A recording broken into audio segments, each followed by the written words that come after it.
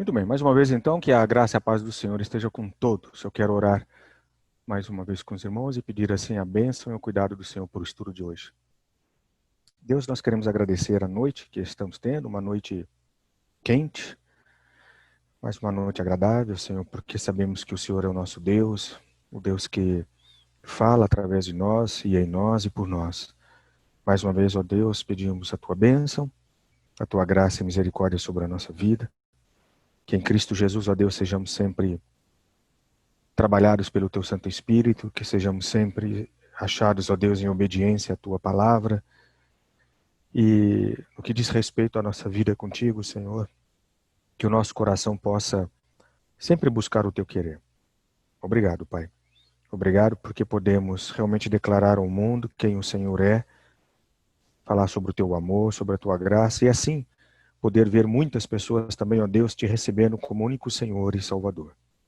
Faz de nós, ó Deus, instrumentos abençoados, instrumentos eficazes, ó Deus, nas Tuas mãos, de maneira que, seja para onde for que Teu Espírito nos direcionar, a gente possa ter o cuidado de estar sempre falando da Tua graça, da salvação em Cristo Jesus, do amor que Ele nos concede. Obrigado, Pai. Nós oramos agradecidos, com perdão dos nossos pecados, em nome de Jesus. Amém. Muito bem, então vamos lá, caminhar mais um pouquinho aqui no nosso estudo. Desculpa. Até agora o que a gente pôde observar com relação à sexta-feira passada, dentro do texto que nós lemos, é que a igreja, o corpo de Cristo, que somos nós, foi constituída, foi ali designada pelo Senhor com o propósito de poder revelar a pessoa e a obra de Cristo Jesus, né? Ou seja, não há outra coisa que a igreja possa fazer que não seja isso. A gente possa até se perguntar, mas pastor, diante disso, a igreja não pode fazer as suas obras, não pode realizar as suas beneficências, etc. E tal. Não, pode, claro que pode. Este é também um propósito de Deus para a vida da igreja, o corpo de Cristo. Mas por trás de tudo isso que a igreja está fazendo, a essência, né, daquilo que a igreja faz, daquilo que nós fazemos, é poder revelar a pessoa e a obra de Cristo Jesus. E fazer isto é muito importante. É um aspecto realmente relevante que está ali registrado na palavra de Deus. E como isto é feito? Então, só fazendo um pequeno resumo daquilo que já vimos até agora, o que observamos quando do nascimento de Jesus entre nós, falando ali da graça e da verdade, da sua presença, da sua encarnação entre nós, sempre lembrando que todas as vezes que eu usar a palavra encarnação aqui, eu me refiro à encarnação de Cristo, né? Então a presença dele ali entre nós, morando entre nós, sendo um de nós, tinha como propósito mostrar realmente o plano de Deus. Deus desenhou um plano que nós observamos e vimos desde o início, né, ali com a expulsão de Adão e Eva do paraíso. Então de lá para cá Deus designou uma série de eventos, uma série de situações, onde a gente pôde ver ali, estamos vendo até os dias de hoje, o desenrolar do querer de Deus, do plano de Deus. E de uma maneira simples, o que Deus tem no que diz respeito ao seu plano é a manifestação da glória dele. E falar a respeito da glória, o objetivo aqui não é estudar o que é a glória, né, de Deus na sua essência, mas de uma maneira assim específica, geral, nós diríamos que a glória é a manifestação daquilo que Deus é. Então, uma vez que essa glória foi recebida, essa glória tem que ser dada. E a gente viu isso em Cristo Jesus. Ele recebeu do Pai toda a glória e ele deu ao Pai, deu a cada um de nós esta glória recebida. Tanto que na oração sacerdotal dele, que foi o último texto que nós abordamos, a gente viu ali ele orando, né, ele intercedendo por nós, por cada um de nós, e desejando que nós pudéssemos ter a mesma dinâmica, a mesma comunhão, o mesmo amor, né, da forma como ele e o Espírito e o Pai têm. Então essa unidade da Trindade, vamos dizer assim, é o nivelamento, é o padrão que Jesus Cristo designou para que nós também pudéssemos ter. Então agora que eu recebi a glória, né, de Deus, a glória de Cristo que está em mim, qual é o propósito dela? Eu tenho que me perguntar isso constantemente como um instrumento das mãos do Senhor. Eu agora sou um canal de para abençoar outras vidas. E sou chamado a manifestar a glória de Deus ao mundo, para que essas vidas sejam abençoadas. Qual a razão disso? Especificamente para isso, para que a glória de Deus possa continuar sendo manifesta. Até então, essa glória era manifesta em Cristo Jesus. A presença física dele ali. Nós não a temos mais. Então, ele nos capacitou agora sermos este instrumento nas mãos dele para manifestar aquilo que Deus é, aquilo que o Pai é, aquilo que ele, Cristo, é. Então, Deus hoje se faz conhecido não mais pela presença física de Cristo Jesus. Essa presença nós não temos mais e não vamos ter. A próxima presença física de Cristo é a sua segunda vinda. Quando da sua segunda vinda, aí sim teremos a presença física semelhante à presença física dele após a ressurreição ali com os apóstolos, né? Naquele momento em que ele foi elevado aos céus. Então ele foi daquela forma, com aquele corpo glorioso, vai voltar, e ele está com esse corpo glorioso à destra do Pai, ele vai voltar assim, é um corpo físico, né, com uma dimensão diferente da nossa, e aí sim, essa segunda vinda é que vai manifestar a presença física dele entre nós. Só que aí já é uma presença definitiva, final, né, de estar levando a igreja dele, nós como noiva dele, para estar na eternidade com ele. Então veja, já que não temos mais a presença física de Jesus entre nós, então essa glória de Cristo, ela se manifesta, né, através de cada um de nós, através do povo de Deus, na medida em que eu e você nos tornamos fiéis representantes, né, vamos dizer assim, da presença de Jesus no mundo. Então, aquelas aparições que tem de Jesus Cristo, vamos dizer assim, no presente século, né? Muitos falando, eu vi Jesus, ele apareceu para mim, eu sou Jesus Cristo, como alguns até no nosso tempo, né? Usaram falar. Isto não é uma verdade bíblica, né? Essa presença física de Jesus, portanto, nós não a temos mais assim da maneira como as pessoas falam. Mas ela é possível, né, através da manifestação da glória. Um pouquinho à frente nós vamos ver como se dá a manifestação desta glória através da nossa vida, né, para que o mundo possa conhecer. Portanto, meu querido, a encarnação de Cristo, ou seja, o nascimento de Cristo entre nós, nos ajuda a entender o propósito, né, e o caráter do ministério pessoal. Né? Ou seja, Jesus veio, nasceu entre nós com que propósito? Com que razão de ser? De fazer a vontade do Pai, de manifestar a glória do Pai, de dizer ao mundo quem é o Pai. E ele diz, olha, eu vim, eu fiz isso, eu mostrei a todos aqueles que o Senhor me deu, e nenhum deles se perdeu. E agora, ele orou lá, a gente viu esta oração, ele determina, né, ele quer que o Pai possa nos dar o privilégio de assim também poder viver. Então ele orou não só por aqueles, mas por nós, para que nós pudéssemos no presente século estar vivendo também essa realidade da glória de Cristo. Então eu vivendo a glória de Cristo, eu estou mostrando Cristo ao mundo, né? E isto é um fato significativo para nós em termos de ministério, em termos de ser um instrumento nas mãos de Cristo, porque é exatamente através dessa manifestação da glória de Cristo em nós que as pessoas serão transformadas. Elas são transformadas por enxergarem Cristo. Elas têm que ver Jesus Cristo, assim como eu e você vimos. Eu e você vimos Jesus Cristo através do quê? Da manifestação da glória dele na vida de alguém. E essa manifestação da glória dele na vida de alguém se deu através de que atributos, né? Do amor, do perdão, da misericórdia, da verdade, da justiça, da beleza, da criação e por aí vai. Então tudo aquilo que Deus se manifestou, que Cristo se manifestou, né, naquilo que ele é ao mundo, ele se manifesta na minha vida, na sua vida, para que o mundo saiba quem ele é. Então a maneira do mundo ver Cristo é realmente através de nós. E quando as pessoas veem Cristo através de nós, então com certeza elas vão experimentar a salvação que Jesus Cristo prometeu. Né? Então, voltando, né? As pessoas são transformadas ao enxergarem Cristo de novas maneiras. Maneiras estas que vão revelar a falência de seus próprios planos e o vazio da glória que buscam. O que isso mostra para nós? Quando eu vivo o amor de Cristo, quando eu vivo o perdão de Cristo, quando eu vivo através da minha vida a misericórdia de Cristo Jesus, a compaixão de Jesus pelas vidas, tudo aquilo que as pessoas do mundo, que ainda não conhecem a Jesus Cristo, fazem para tentar chegar a Deus, isso cai realmente no vazio, cai por terra. Nada daquilo tem valor, porque é só através daquilo que Cristo é que elas vão experimentar realmente a manifestação de um Deus todo-poderoso.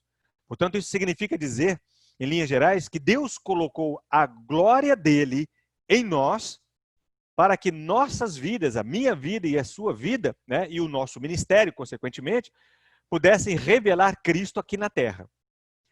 Gente, isso é um aspecto muito importante da palavra de Deus, da Bíblia Sagrada, porque existe uma tendência muito grande de querer revelar Cristo através de conceitos que fogem essa realidade bíblica. Ou seja, veja lá, vou dar um exemplo aqui para ficar bem claro isso. Existem pessoas cristãs, bem intencionadas até, que querem revelar Cristo ao mundo através das coisas que são feitas. Né? Então, por exemplo, através de um milagre, através de um problema resolvido, através de uma situação conjugal abençoada, que foi ali resolvida também pela ação e pela interferência, né, da graça de Cristo. Ok, eu acho isso muito importante, fazer com que as pessoas entendam que aquele milagre, a solução daquele problema, a resolução daquela situação, é uma manifestação de Deus. Mas muito mais importante do que isto é compreender que eu e você, como igreja de Cristo Jesus, se não manifestarmos a glória de Deus ao mundo, não há como fazer com que o mundo veja e tenha a revelação de Deus aqui na terra. Não é? A palavra de Deus mostrou de uma forma muito clara, e mostra isso de uma forma muito clara, para nós sermos cuidadosos, por exemplo, com relação aos milagres que acontecem, às curas que acontecem, porque Paulo mesmo até disse, olha, existem falsos profetas, existem manifestações de curas, de poder que não tem nada a ver com Deus, embora as pessoas estejam vendo ali. E tem gente que aprende a querer ver Jesus através de resultados, a ponto de poder dizer, eu só creio se eu ver. Lembra da síndrome de Tomé, que a gente falou há pouco tempo, né? Quer dizer, se eu não ver, se eu não puder tocar, se eu não ver com os meus próprios olhos esse Cristo, eu não vou crer. Então agora a gente aprende que como instrumentos do Senhor, nas mãos do Senhor, é a manifestação daquilo que Deus é através da minha vida, portanto a glória de Deus, é que vai levar, né, as pessoas à revelação de Deus aqui na terra. Né? A encarnação de Cristo, portanto, não é só um plano, como a gente viu lá, né, nas semanas passadas, né? Não é só um plano de Deus, mas a encarnação de Cristo para nós, como um ministério, é também um chamado. E pensando desta forma, entender e compreender este chamado é saber o que eu e você devemos fazer para sermos parte da obra de Deus na vida de outra pessoa. Ok? Se eu não entendo por que eu fui chamado e para que eu fui chamado, não há como eu ser uma bênção na vida de alguém. E é interessante que muitas vezes passa por nós a dimensão de que eu estou aqui na Terra para eu ser abençoado, ter uma família, cuidar dos meus filhos, amar intensamente os meus filhos, ter um bom emprego, um bom trabalho, ter uma vida regalada, etc e tal, e pronto, esperar Jesus voltar. Não, não é isso. O propósito de Deus não é esse. Eu estou aqui na Terra como um servo de Deus. Nós vamos ver um pouquinho mais à frente aí uma palavra especial para isso, embaixadores, né? Com um propósito específico de poder falar de Jesus. Então, eu posso não estar experimentando as benesses de uma bênção, eu posso não ter uma vida regalada, eu posso não ter sossego, posso não ter paz, mas continuo tendo um chamado de Deus, um propósito de Deus na minha vida para poder falar de Jesus. Vamos olhar para a vida de Paulo, né, de Pedro, dos apóstolos no passado, da igreja primitiva, vamos dizer assim, no passado. Você já parou para pensar que se o chamado que eles tiveram para falar de Jesus fosse validado apenas por ser uma igreja poderosa, uma igreja que cresce, uma igreja bonita, uma igreja grande, uma igreja pungente, isto não foi uma realidade para aquela igreja. A gente sabe que a igreja primitiva sofreu muito. Foram dizimados, foram separados, foram mortos, foram para muitos lugares, perderam as suas propriedades, muitos irmãos perderam seus bens, mas continuaram pregando a palavra, foram expulsos, né, da cidade natal, da cidade nativa, da cidade onde eles moravam, mas não foram lamuriando, não foram chorando, ao contrário, já que não podemos estar na nossa terra, já que não podemos morar lá, por onde andarmos, vamos falar que Jesus é o Senhor. Então, este chamado que eu e você temos é importante. Ele não é um chamado para eu ter uma vida regalada, abençoada aqui na terra. Ainda que por graça e por misericórdia, eu e você possamos ter uma vida assim, o chamado tem tudo a ver com este ministério, né, de embaixadores, ou seja, de falar aquilo que Deus mandou falar. Né?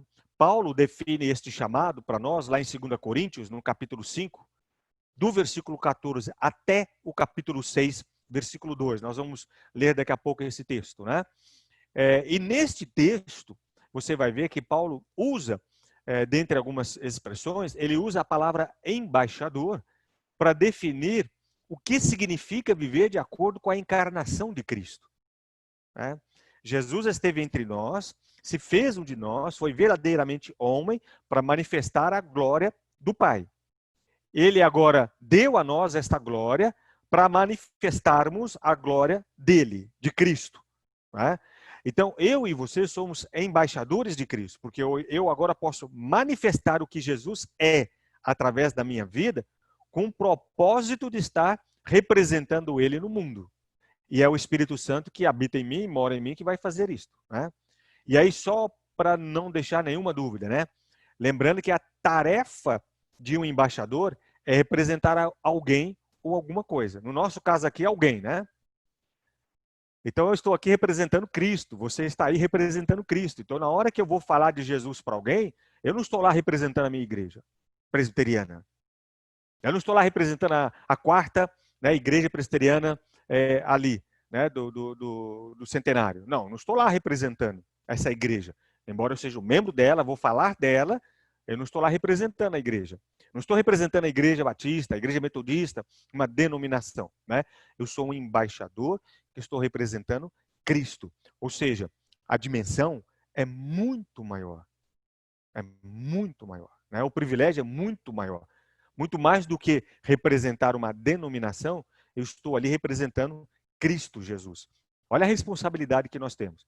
E dentro do nosso ministério, eu tenho que saber disso de uma maneira muito clara e sempre, né? Eu estou ali falando de Jesus, pregando a Jesus, eu sou um representante dele. Eu fui enviado por ele, estou comissionado por ele, estou ali abençoado, preparado, ungido pelo Espírito Santo para falar. Tanto é que o Espírito Santo tem aquele poder, né, em mim, de naquele momento me usar e falar das bênçãos do Pai, manifestar quem é o Pai, quem é Cristo, né, através da minha vida. Então eu sou um embaixador. Então, na hora que eu vou falar de Jesus para alguém, eu tenho que levar isso em consideração sempre. Tá?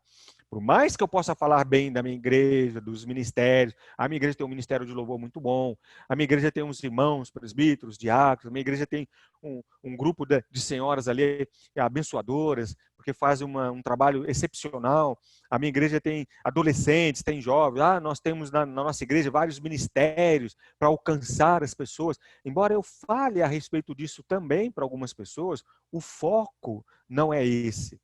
Eu tenho que estar com estas pessoas para falar de Cristo Jesus. Né? E muito cuidado, eu já falei isso várias vezes, mas é sempre bom repetir, né? Porque às vezes a gente esquece.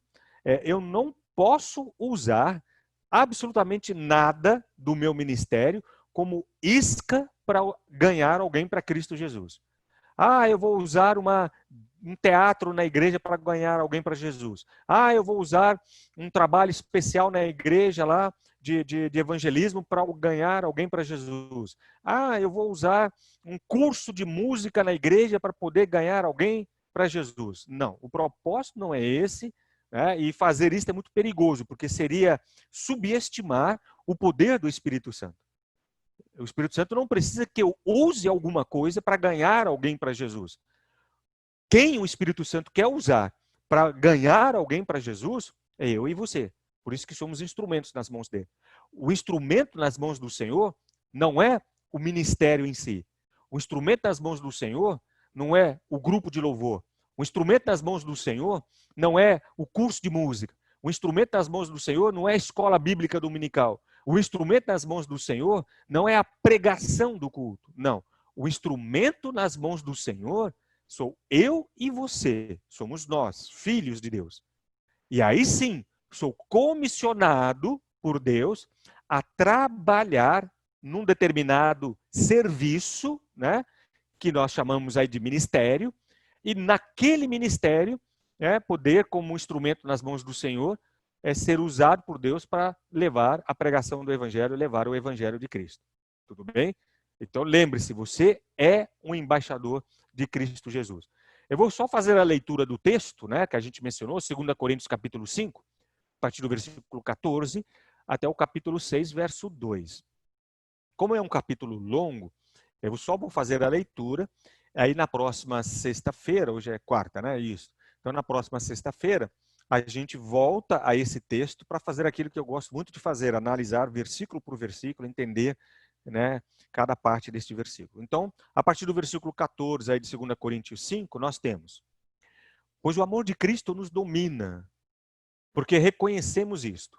Um morreu por todos, logo todos morreram. E ele morreu por todos, para que os que vivem não vivam mais para si mesmos, mas para aquele que por eles morreu e ressuscitou. Assim que nós, daqui por diante, a ninguém conhecemos segundo a carne. E se antes conhecemos a Cristo segundo a carne, já agora não o conhecemos deste modo. E assim, se alguém está em Cristo, é nova criatura. As coisas antigas já passaram, eis que se fizeram novas. Ora, tudo isso provém de Deus, que nos reconciliou consigo mesmo por meio de Cristo e nos deu o ministério da reconciliação, a saber, que Deus estava em Cristo, reconciliando consigo o mundo, não levando em conta os pecados dos seres humanos e nos confiando a palavra da reconciliação. Portanto, somos embaixadores em nome de Cristo, como se Deus exortasse por meio de nós. Em nome de Cristo, pois, pedimos que vocês se reconciliem com Deus. Aquele que não conheceu o pecado, Deus o fez pecado por nós, para que nele fôssemos feitos justiça de Deus. Capítulo 6, verso 1. E nós, na qualidade de cooperadores com ele, também exortamos, melhor dizendo, a que vocês não recebam em vão a graça de Deus. Porque ele diz: no tempo aceitável, escutei você, e no dia da salvação, eu o socorri. Eis agora o tempo oportuno. Eis agora o dia da salvação. Tá bom? Então eu vou pedir que vocês deem uma lida novamente nesse texto durante esses dias, né, até sexta-feira que vem. Sublinhe e marca aí no texto essas palavras-chave que eu coloquei aí: reconciliação, embaixador, cooperador. São palavras importantes para quem quer ser um instrumento eficaz nas mãos do Senhor e compreender a eficácia deste ministério. Então, leia novamente esse texto com muita atenção, né, para que a gente possa, aí na sexta-feira, falar de cada um destes versículos, tá bom? Ok?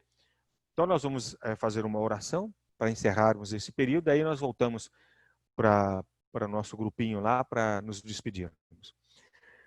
Pai, nós queremos te agradecer porque sabemos e aprendemos pela tua palavra que o tempo oportuno é hoje, que o tempo da salvação é agora. E de fato, o Senhor escolheu a cada um de nós para sermos esse canal de bênção, Deus, de pregação das boas novas da salvação a todo aquele que não crê.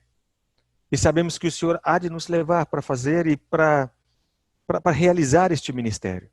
Não somos perfeitos, somos frágeis, muitas vezes temos pavores, medos, limitações, mas sabemos que este ministério, ó Deus, não depende daquilo que somos, mas daquilo que o Senhor faz em nós e através de nós.